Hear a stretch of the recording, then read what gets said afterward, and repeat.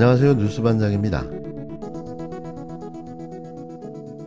국정의 최우선은 첫째도 민생, 둘째도 민생, 셋째도 민생입니다. 어려운 국민을 돕고 민생을 챙기는 것이 바로 정부의 존재 이유입니다. 그런 측면에서 이번 총선을 통해 나타난 민심을 우리 모두 겸허하게 받아들여야 합니다. 더 낮은 자세와 유연한 태도로 보다 많이 소통하고 저부터 민심을 경청하겠습니다. 취임 이후 지난 2년 동안 국민만 바라보며 국익을 위한 길을 걸어왔지만 국민의 기대에 미치지 못했습니다. 올바른 국정의 방향을 잡고 이를 실천하기 위해 최선을 다했음에도 국민들께서 체감하실 만큼의 변화를 만들어내는데 모자랐다고 생각합니다. 큰 틀에서 국민을 위한 정책이라고 하더라도 세심한 영역에서 부족했다고 생각합니다. 무엇보다 어려운 서민들의 삶을 훨씬 더 세밀하게 챙겼어야 했습니다.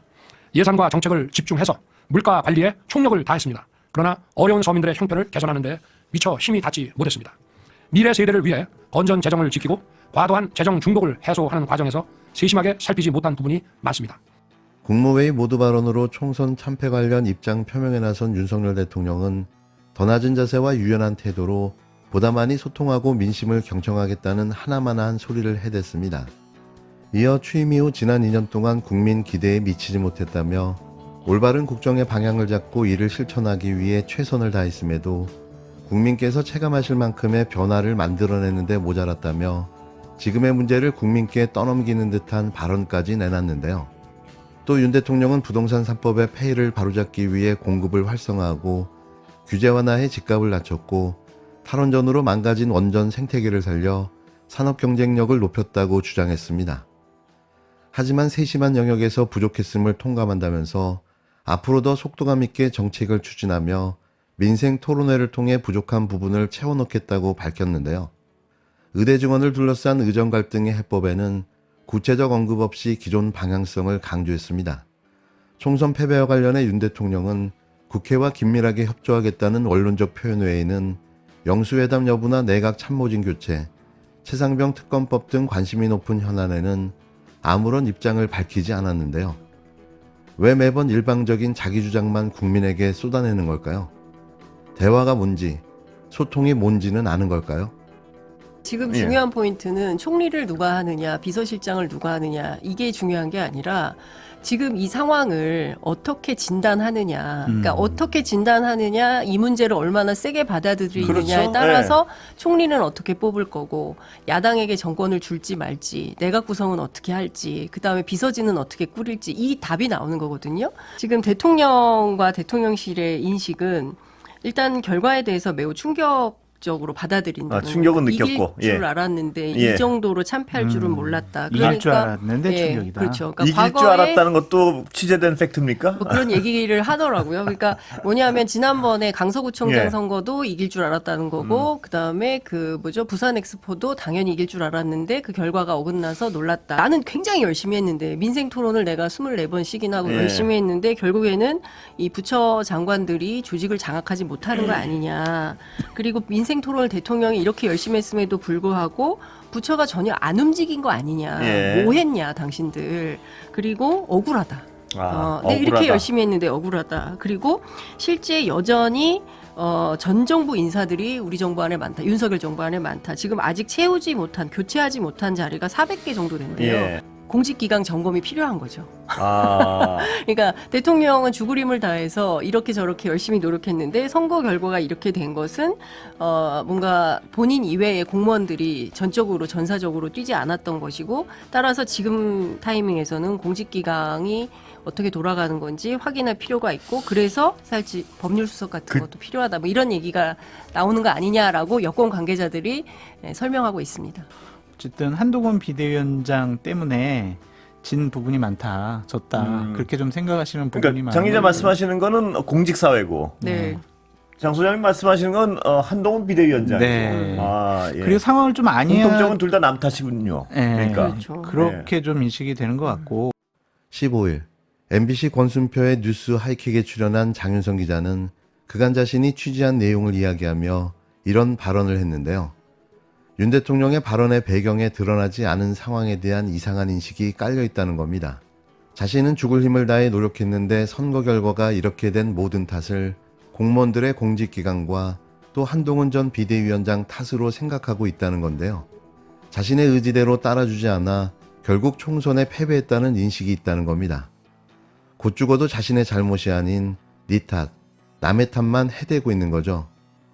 민주당은 총선 참패에 대한 평가가 담긴 윤석열 대통령의 국무회의 발언에 대해 조금이라도 국정의 변화를 기대했던 국민들을 철저히 외면했다고 평가했습니다. 이에 민주당 한민수 대변인은 윤 대통령의 발언이 알려진 직후 논평을 내고 강도 높게 비판했는데요.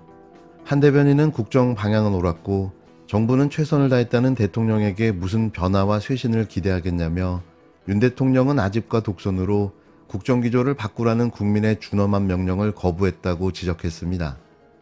같은 당 윤건영 의원도 페이스북을 통해 국민은 윤석열 정부의 길이 틀렸다고 하는데 대통령은 여전히 내가 맞다고 우기고 있다며 역대급 심판에도 변하지 않았다고 비판했는데요.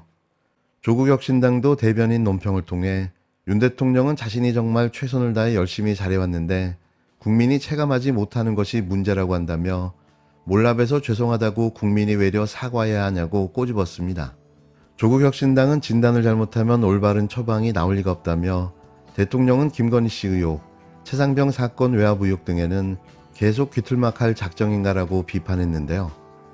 야당들은 또 국무회의 모두 발언이라는 형식도 문제라며 기자회견 등을 피하는 윤 대통령의 일방적 소통 방식도 개선되지 않았다고 지적했습니다. 윤석열 대통령의 총선 패배 관련 입장을 두고 국민 눈높이에는 미흡하다는 야당 등의 반발이 나오고 있는 가운데 대통령실 핵심 참모가 비공개 회의 도중 윤 대통령의 발언이라며 추가 브리핑에 나섰는데요. 대통령실 고위 관계자는 같은 날 오후 기자들과 만나 대통령이 비공개 마무리 발언에서 국민들께 죄송하다, 대통령부터 국민들의 뜻을 잘 살피지 못하고 받들지 못해 죄송하다고 말했다고 전했습니다. 앞서 공개된 국무회의 모두 발언에서 죄송 사과 같은 표현이 없었는데요. 비공개 회의에서 느닷없이 뜬금포 같은 말을 했다는 겁니다. 대통령의 발언이 오히려 역풍으로 작용하자 부랴부랴 이를 진화하기 위해 고위 관계자가 나선 건데요. 헌정사상 그 유래도 사례도 찾아볼 수 없는 비공개 사과를 공식적으로 밝힌 거죠. 이 말이 믿겨지십니까? 윤 대통령은 매를 맞으면서 무엇을 잘못했고 앞으로 어떻게 하는지 반성한다면 어머니가 주시는 사랑의 회초리 의미가 더 커질 것이라고 말했다고 이 관계자는 소설을 쓰기 시작했는데요. 윤 대통령은 또 선거 결과는 한편으로는 당의 선거운동을 평가받는 것이지만 또 다른 한편으로는 국정 운영이 매서운 평가를 받는 것으로 봐야 한다며 그 본질은 더 소통하라는 것이라고 말했다는 겁니다. 참패 배경에는 정부의 국정 운영 잘못뿐만 아니라 당의 선거운동 기조에도 문제가 있었다는 뜻으로 해석될 수 있는 대목인데요. 브리핑을 들은 기자들이 윤 대통령의 생중계된 발언과 비공개 마무리 발언에서 온도 차이가 느껴진다고 묻자 이 관계자는 국무위원들과 함께 자리했던 만큼 국정운영 차원의 중점을 두고 발언을 했다고 이해하면 될 것이라고 답했습니다. 또 한 기자는 이것이 대통령의 정확한 말이 맞는지 재차 물었고 이 관계자는 대통령이 국민께 죄송하다고 한 발언을 했고 자신이 수첩에다 적어 기록한 것이라고 설명했는데요. 과연 이 거짓말을 진짜 믿어줘야 하는 걸까요? 앞서 윤 대통령은 지난 1일 의대 증원 관련 대국민 담화에 나서 2,000명의 증원의 당위성 설명에 주력했지만 담화가 끝난 뒤 참모들은 2,000명은 절대적 수치가 아니라고 조정 가능성이 열려있다는 게 대통령의 뜻이라는 추가 설명을 내놓은 바 있습니다. 이 때문에 야당은 왜 참모들이 대통령 발언의 재해석을 강요하냐, 전국민 듣기 평가를 다시 하라는 거냐고 비판한 바 있는데요. 이날도 대통령의 공개 발언과 핵심 관계자가 전한 비공개 발언 사이에 입장차가 느껴지자 기자들의 질문이 이어진 겁니다. 말을 하는 게 아니라 뱉어내고 쏟아내는 대통령, 또 이걸 주워담고 미화해 다시 그 취지를 각색과 윤색하는 참모진들, 이 아마추어 같은 대통령과 정권을 언제까지 지켜봐야 하는 걸까요? 헌정사상 초유의 비공개 사과, 아마도 세계 최초가 되지 않을까 싶은데요. 또다시 짜증이 밀려옵니다. 윤석열 대통령이 국무회의를 통해 총선 이후 첫 대국민 메시지를 냈습니다. 4.10 총선에서 드러난 매서운 민심을 윤석열 대통령이 온전히 담아 답하시길 바랬습니다. 이번 총선 결과가 윤석열 정부의 국정 기조를 바꾸는 계기가 되기를 바랬습니다. 하지만 오늘 윤석열 대통령의 대국민 메시지는 조금이라도 국정의 변화를 기대했던 국민을 철저히 외면했습니다. 윤석열 대통령은 국무회의 모두 발언에서 불통의 국정 운영에 대한 반성 대신 방향은 옳았는데 실적이 좋지 않았다는 변명만 늘어놓았습니다. 결국 반성은커녕 지금까지처럼 용산 주도의 불통식 정치로 일관하겠다는 독선적 선언이었습니다. 국회와 긴밀히 협력하겠다고 하면서 야당을 국정 파트너로 인정하라는 총선 민의에 대해서는 한마디 말도 없었습니다. 대통령이 받아들인 총선 민의는 도대체 무엇입니까? 더 낮은 자세와 유연한 태도로 보다 많이 소통하고 민심을 경청하겠다는 하나만한 다짐으로 국민을 납득시킬 수는 없습니다. 윤석열 대통령은 아집과 독선으로 국정기조를 바꾸라는 국민의 준엄한 명령을 거부했습니다. 국정 방향은 옳았고 정부는 최선을 다했다는 대통령에게 무슨 변화와 쇄신을 기대하겠습니까? 대통령께서는 이번 총선을 통한 민의를 잘못 이해하셔도 한참 잘못 이해하셨습니다.